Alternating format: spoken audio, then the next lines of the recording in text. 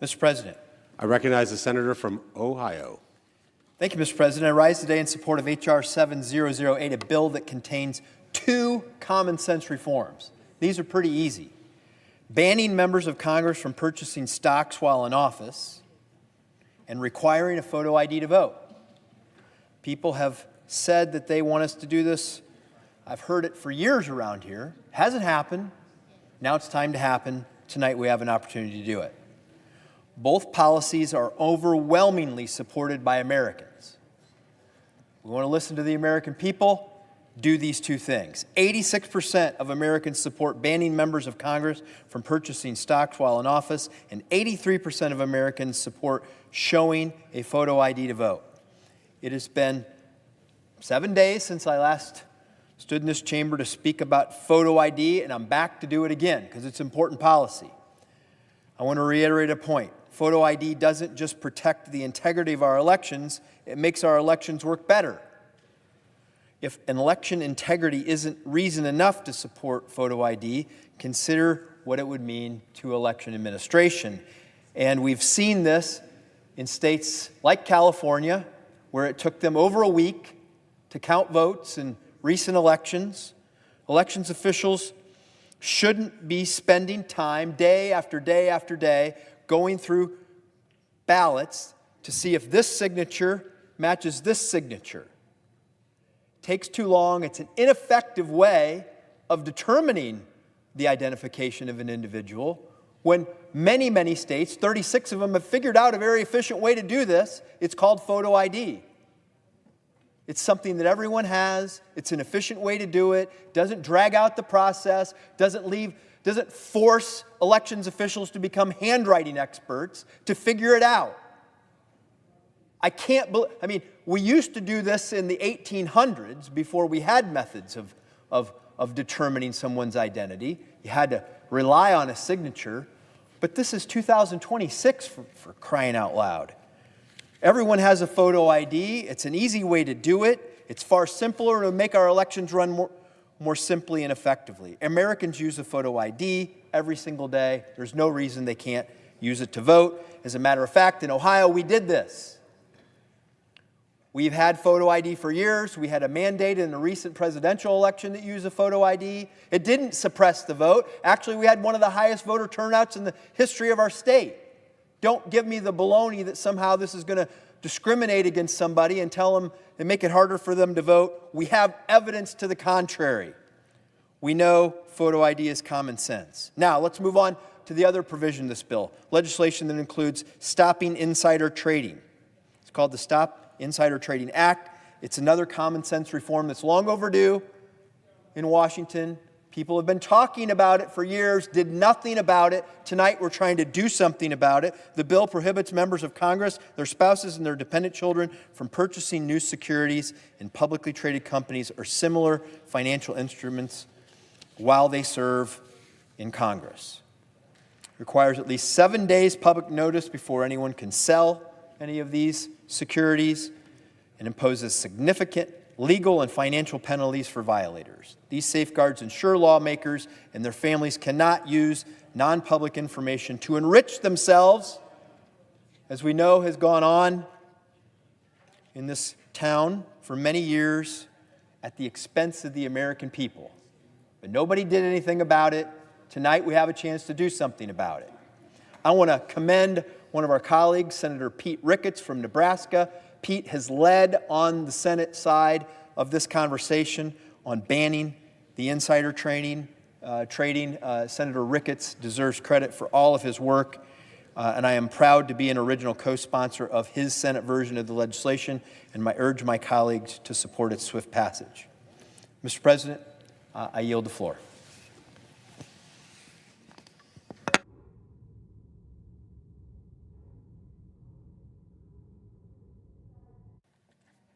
I recognize the senator from Florida.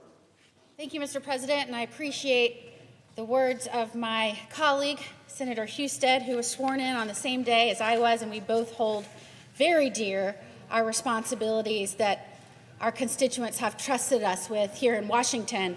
And they did not send us up here to just listen to concerns. They didn't send us up here to just debate about, they want action. And that's why I'm so proud to stand here today. And in a moment, I'm going to ask unanimous consent for two very clear, very specific pieces of legislation that have already been voted on the House in a bipartisan way: voter ID and keeping members of Congress from purchasing stocks while in office. Very simple. It should pass here, and I dare someone to object. Because the people of this country are tired of us talking about it. It is time for us to do something. These are two issues that I care very deeply about. The voter ID portion of this, I was an original co-sponsor of the Save America Act, and I've introduced similar legislation to ban members from stock trading through my Restore Trust in Congress Act, which is bipartisan. These truly should be non-debatable, bipartisan issues that we can all agree on. The fact is, 83% of Americans support voter ID laws. The very people that the Democrats claim will be harmed by voter ID, the very people are the ones that support this. 76% of Black Americans, 82% of Hispanic Americans support voter ID. An overwhelming majority of Americans support voter ID of all parties. 88% of Democrats, 81% of independents support us banning members of Congress from trading stocks. So I want it to be very clear tonight, very obvious for anyone that's watching, not only here within the Senate, but at home, which party is asking their colleagues to require voter ID and banning the purchasing of stocks while in office. I want to go back to voter ID for just a moment because I know, Senator Husted, this has been very important to you. Our great American experiment hinges on the sanctity and integrity of our elections. And I think we need to ask ourselves, why is it that so many Democratic states refuse to comply with the law now and are objecting for us to require voter ID? Why? What could be the reason? We have to fiercely safeguard our democracy, ensuring that only Americans are allowed to participate in American elections. The Save America Act upholds the rule of law, makes sure there are stronger protections in place across the country to ensure that only citizens can participate in one of the privileges of being a citizen, and that is voting in our election. Everyone should be outraged by what we just uncovered in New Jersey, where thousands of non-citizens were registered to vote through the state's motor vehicle system. So after telling us time and time again that that could never happen and does not happen, oh my goodness, it's happening. Surprise, surprise. And they'll still come here to the floor and object to voter ID after blaming thousands of individuals on the voter rolls as a software error. We also have to make sure that we are mindful of the fact that the Democratic Socialists of America have just said in their platform they want non-citizens voting. They put it right out there in their platform. So people ask, why now? Why do we need voter ID now? Maybe because we're uncovering thousands of people on voter rolls that shouldn't be on voter rolls, and maybe it's because you have an entire segment of the Democratic Party pushing for non-citizen voting. That's why now. Secure elections strengthen democracy. They increase participation. Ben Franklin famously replied to a bystander after the Constitutional Convention that we have a republic if we can keep it. This is how we keep it. The House passed this in a bipartisan way. There is absolutely no reason that we should not pass this by unanimous consent in the Senate. I'm going to keep fighting to bringing more accountability to our bosses, the people who are demanding this. And if somebody objects to this, I wonder whose interests they're fighting for. We cannot go back to our states without getting this done for them. We have to restore accountability in Washington. We have to show the people back home we are working in their interest. So, Mr. President, As if in legislative session and notwithstanding Rule 22, I ask unanimous consent that the Senate proceed to the immediate consideration of H.R. 7008, which was received from the House. Further, that the bill be considered read a third time and passed, and that the motion to reconsider be considered made and laid upon the table. Reserving the right to object. Chair recognizes Senator from California. Thank you, Mr. President. President, I'd like to make a few things very clear. And I hope that we can actually come to a bipartisan agreement on the issue that the title of the bill says this bill is about. Because I agree, Democrats and Republicans, independents alike across the country, are concerned. To put it simply, Americans don't like the idea of their elected leaders trading individual stocks while making decisions impacting those very companies and industries in their portfolios. But I'm glad my colleagues, the Senator from Ohio, the Senator from Florida, have laid out what this bill is truly about. Now, the title of the bill makes reference to insider trading, but there's a lot of passion about the SAVE Act that has been shoved into this bill as it's come over from the House. Back to the stock trading piece. This is something that we absolutely ought to be addressing. But there's two obvious reasons why this bill from the Republican House is nothing more than a political gimmick that was never truly intended to become law. First, it exempts the president. The president, who without a doubt is the person with the single greatest ability to impact a company or an entire industry on any given day. It also exempts the vice president. Why not include them? Why should they be exempted? Well, maybe it has something to do with the fact that President Donald Trump, the leader of the Republican Party, has made over 21,000 stock trades across 8 separate accounts. And if you do the math, that amounts to 85 trades per day. 85 trades per day. That's not normal, and certainly not indicative of somebody focused on the cost of living for hardworking Americans. No, Donald Trump has earned the title of trader-in-chief. His portfolio is not only constantly trading stock, he's reaping huge profits and trading in stocks of companies that he's actively promoting. Now, if you think that sounds bad, it gets much worse. We all know that President Trump owns his own social media company, right? It's the platform that he uses to post his announcements on.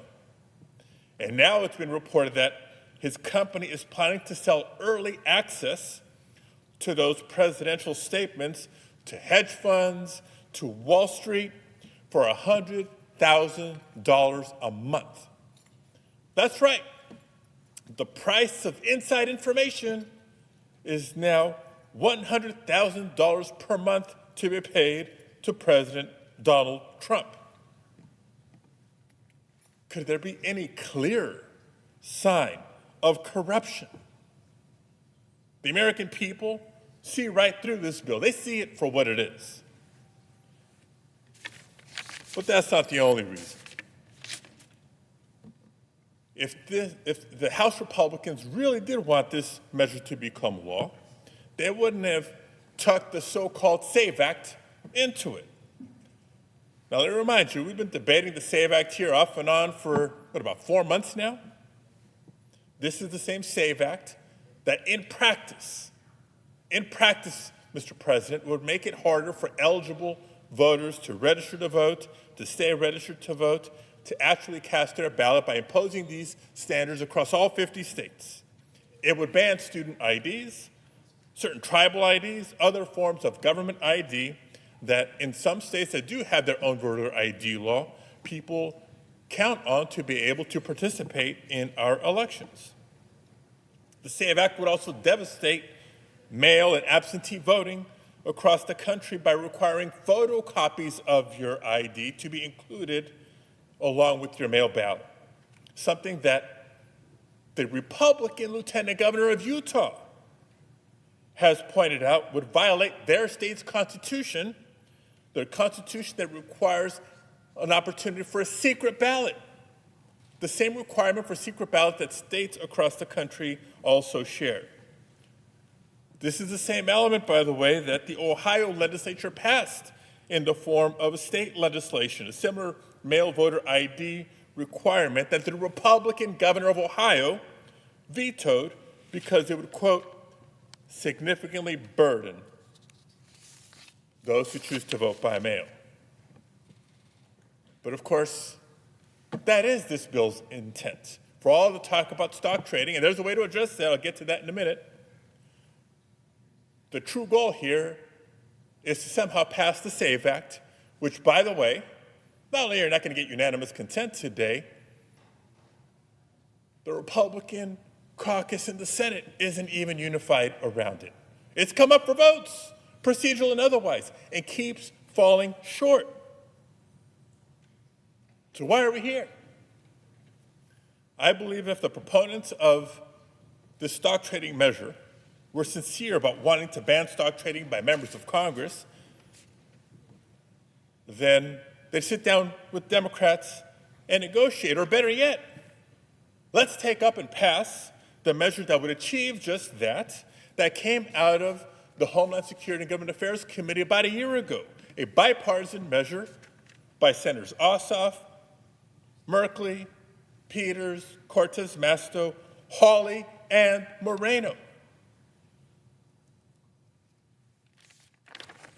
So why don't we try to do that?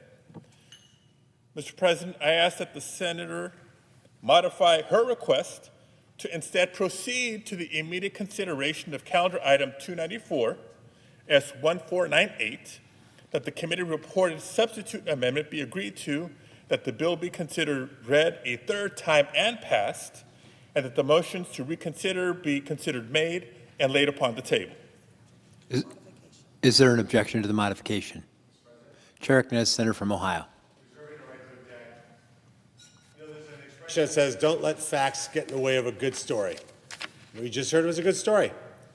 Let's unfortunately dissect the facts that were completely inaccurate. I'm on the Homeland Security Committee. My colleague from California is not. That was not the bill that we sponsored. The bill that we sponsored was something called the Pelosi Act. You're a longtime member of Congress from California who perfected the grift of insider trading, who came to Congress, I think when I was born, when you were born, and well before our colleague from Florida was born, and it somehow managed to be worth $300+ million. That's why I thought it would be an honor of her that we would introduce the Pelosi Act, the ability to just stop insider trading. And let me just also be clear about where we stand on this bill. This was a massively bipartisan bill that came out of the House. Every Republican voted for it, and 13 Democrats, which never vote unless every Democrat is voting together, voted for this bill. And if not for the objection that you just heard, if not for the objection from my colleague from California, tomorrow, the President of the United States would have signed this bill into law. And what would it have meant? What would the President tomorrow have signed had this objection not been heard? No longer could members of Congress or their spouses or their adult children buy stocks with inside information.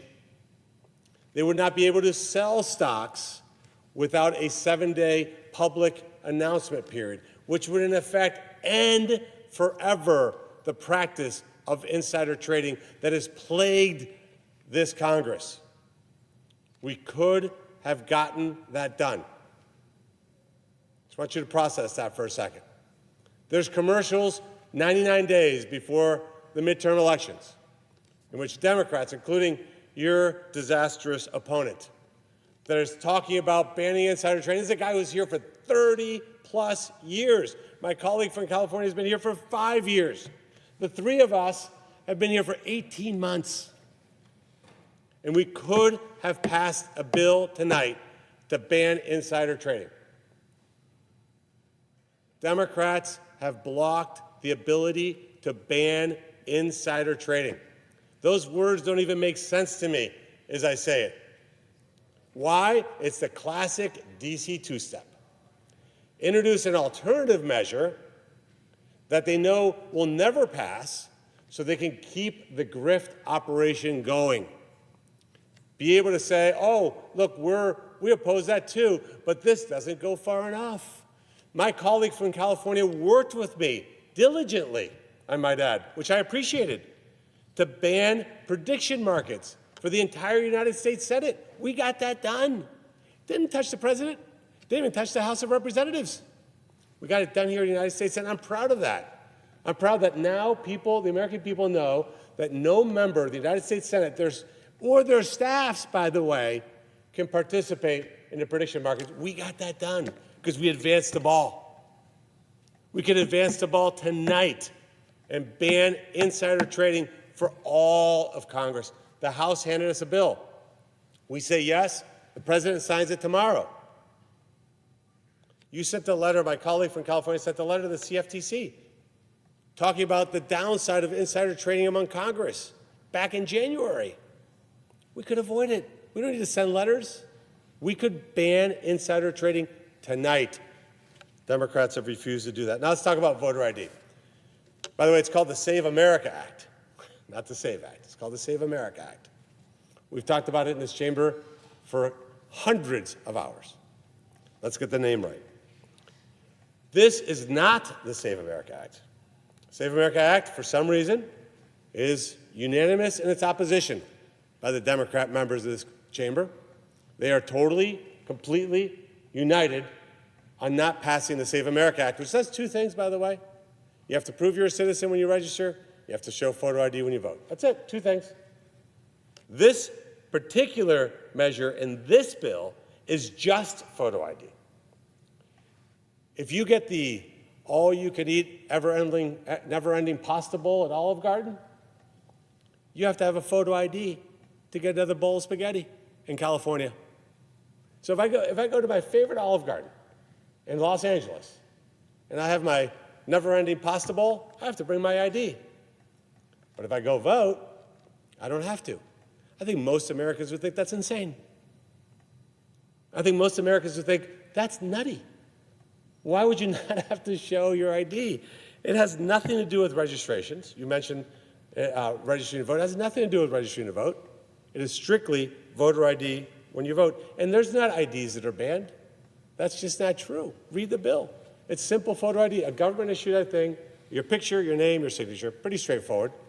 80-20 issue, I think 99-1 issue, honestly, but they say it's an 80-20 issue. They got 13 Democrats in the House voted for this. They knew that if the Senate took this up tonight, what they did last week would become law. We could have gotten voter ID in the entire country. 30+ states already have it, and we could have banned insider trading. Those two things could have happened tonight. And the fact that they didn't is a decently sad day. July 27th, 2026 is the day Democrats said we shouldn't have voter ID in America and we shouldn't ban insider trading. Let me just close with a little anecdote. I was asked by the government of Colombia to go down and monitor their elections. That was a great honor, being born in Colombia, full circle my life. Now I'm here in the Senate, and imagine the government of Colombia is asking me to go down there and monitor the elections. By the way, I knew as much as you, Mr. President, about how the elections in Colombia work. Actually, that's not true. You probably knew more. I had no idea. I go down there, and what do they require in Colombia, South America, a country with abject poverty, dramatically less well-off than the United States, dramatically more ethnically diverse, by the way. They require every citizen of Colombia to carry with them a national ID card that proves they're a citizen.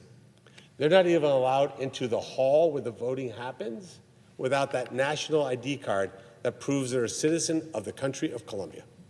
And when they go to vote, they have to get their fingerprint done and their signature, show that ID with their photo on it, before they're handed a paper ballot that's counted by hand. And the election results after 25 million votes takes 1 hour. The GDP of Colombia is less than the GDP of LA. And yet in the mayor's race in LA, 3 weeks after the election, they're still counting votes. Now, I was in the registrar's office afterwards debriefing on the election. We're obviously speaking in Spanish because we're in Colombia. And I asked them, what happens if somebody walks into the hallway, they want to vote, and they don't have their ID card? Now, I came to the U.S. when I was 5. My siblings make fun of me. They say my Spanish is not perfect. Probably isn't. So when I said that, the registrar turned to his assistant and said, I think the senator has lost his Spanish. And the assistant said, what do you mean? He goes, I don't understand his question. So he repeated it in perfect Spanish. He turned to me and he goes, what a dumb question. Of course we wouldn't let somebody come in and vote without their ID. That would be abject idiocy. His words. And yet, a dozen plus states in the United States of America, the most rich and powerful country on earth, does not have voter ID. We could have gotten that done tonight. And for that reason, I object. Objection is heard to the modification. Is there an objection to the original request? I object. Objection is heard.